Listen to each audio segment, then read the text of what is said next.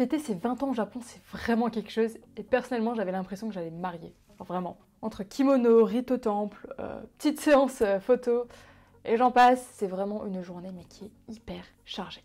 Et on va voir ensemble dans cette vidéo le déroulement d'une journée lorsqu'on va fêter ses 20 ans, donc sa majorité au Japon. Bon allez, ikuzo! Donc on parle souvent du passage de l'enfance à l'âge adulte. Mais donc en France c'est plus une formalité qu'autre chose, alors qu'au Japon elle est vraiment prise à cœur. À tel point qu'il y a une cérémonie qui est organisée à cette occasion, que moi-même j'ai eu la chance de vivre là-bas. À savoir qu'au Japon la majorité est à 20 ans, alors qu'en France elle est de 18 ans.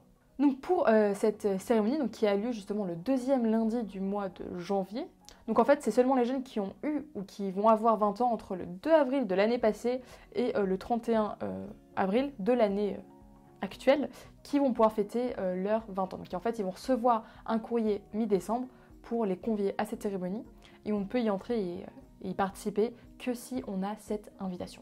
Donc c'est un truc assez formel. Et en fait, c'est le rite qui fait d'un adolescent un adulte qu'on appelle du coup au Japon le Seijin-shiki. Donc Seijin qui veut dire adulte et Shiki c'est la cérémonie. Donc en fait, c'est la cérémonie de l'adulte, enfin du passage vers, pas l'au-delà du coup, mais vers l'âge adulte. Et je vais donc vous raconter comment s'est passé mon Seijin-shiki. Bon, pour tout vous dire, lorsque je suis arrivée à l'hôtel, du coup, j'avais vraiment l'impression que j'allais me marier. Faut savoir que de manière générale, je suis assez matinale, mais entre nous, pendant les vacances, se lever tôt, c'est quand même l'étape la plus difficile, qu'on se le dise, hein, voilà. Mais je vous dirai pas l'heure à laquelle je me suis levée parce qu'on risque de me jeter des pierres, mais bon, passons. Donc à 8h, en fait, il y avait toute la préparation. Habillage, maquillage, coiffure. Enfin, ces trois choses. J'allais me retrouver devant toute ma famille, proche et lointaine, mes potes, enfin vraiment tout le monde. Donc fallait changer ça quoi, fallait... Voilà, on a compris l'idée. Et donc déjà pour commencer, il y avait deux femmes qui étaient autour de moi pour m'habiller. Et honnêtement, heureusement que je n'avais pas petit déjeuner avant. Déjà j'étais trop fatiguée pour pouvoir manger. Mais surtout que les kimonos c'est comme les corsets, ça... Franchement, elles y allaient. Et petit fun fact, elles ont même rajouté de la mousse dans mon kimono, enfin entre ma peau et mon corps et le kimono, pour gonfler, m'arrondir un petit peu le corps pour que ce soit beaucoup plus arrondi quoi. Et donc pour l'occasion, en fait, les femmes elles vont sortir leur kimono d'hiver, donc avec des manches assez longues, qu'on va appeler du coup le Furiso Ode, donc kimono qui passe du coup de génération en génération. À savoir que les kimonos au Japon coûtent une blinde. Enfin ça peut monter jusqu'à 38 000 euros. Oui, t'as bien entendu, 38 000 euros. Voilà. Et les hommes, ils ont un hakama, donc comme là.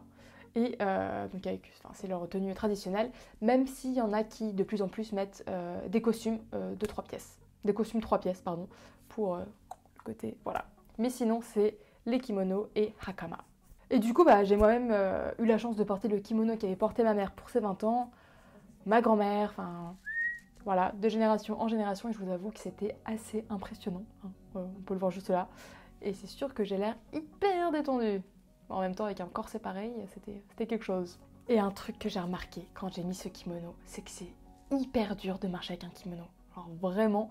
Enfin, en fait, le kimono est hyper serré, du coup on marche comme ça, comme un petit pingouin. Donc, et c'est ce que je disais à mon père, mieux vaut ne pas être en retard lorsqu'on a un kimono parce que là c'est impossible. Enfin, on fait vraiment des petits pas comme ça quoi. Donc ouais, là c'est... Faut être à l'heure quoi. On avance, on avance, on avance.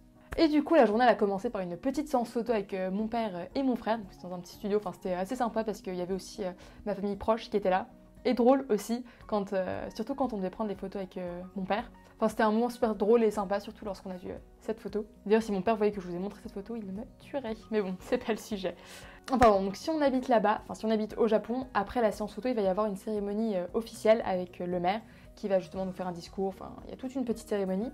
Mais moi, vu que j'y étais pas au mois de janvier, on est directement allé au temple pour justement pour ce petit rituel au temple qui était vraiment juste magnifique d'ailleurs. Et il y avait une petite cérémonie, donc on a fait notre petite prière. Et c'était assez marrant parce que du coup j'étais en kimono et il y a tous les touristes qui me prenaient en photo parce que forcément de voir une japonaise en kimono à côté d'un temple, c'est quelque chose quoi.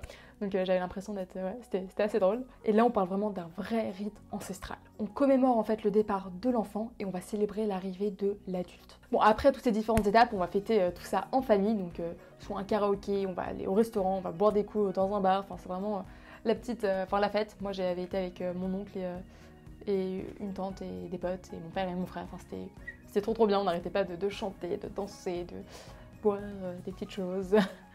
Enfin bref, le but est vraiment de partager un moment tous ensemble et c'était vraiment trop cool. Et à savoir que quand même, maintenant, les étrangers qui étudient là-bas ou qui font des stages là-bas ont également la possibilité de fêter leurs 20 ans, donc la majorité là-bas. Et vous aurez également le droit au kimono, à la petite cérémonie, au tampon, toutes ces choses. Donc si vous n'avez pas encore 20 ans et que vous voulez fêter vos 20 ans là-bas, bah vous pouvez. Donc ouais, foncez. Donc voilà en fait comment se fête la majorité au Japon. Donc n'hésite pas à mettre toi en commentaire comment t'as fêté ta majorité, ce que t'as fait, même si c'était en France, en je ne sais où, n'hésite pas à me mettre ça en commentaire. Et puis j'espère que cette vidéo t'a plu et si oui, je t'invite à souscrire à ma chaîne Zero to Japan avec Leina. Allez, matane!